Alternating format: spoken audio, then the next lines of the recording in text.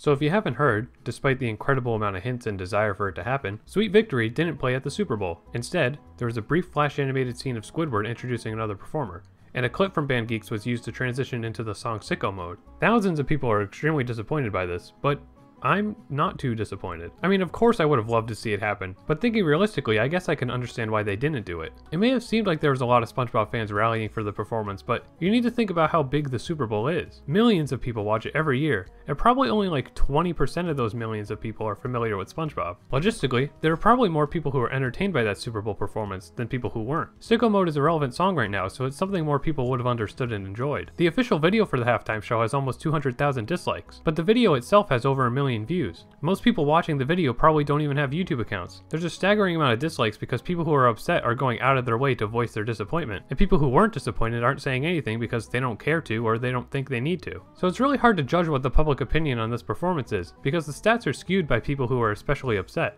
People certainly have the right to be upset. I mean, they really built it up like it was going to happen, so why didn't it? If I had to guess, it'd be because money.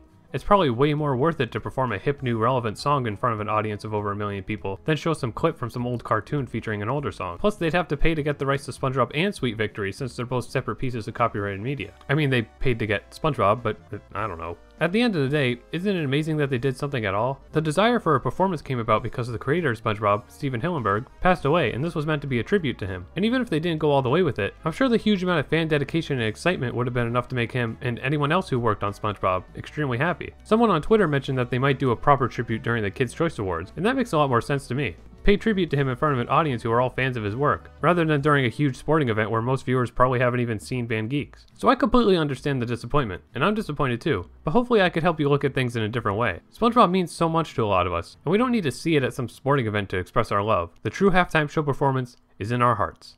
Okay, that was lame.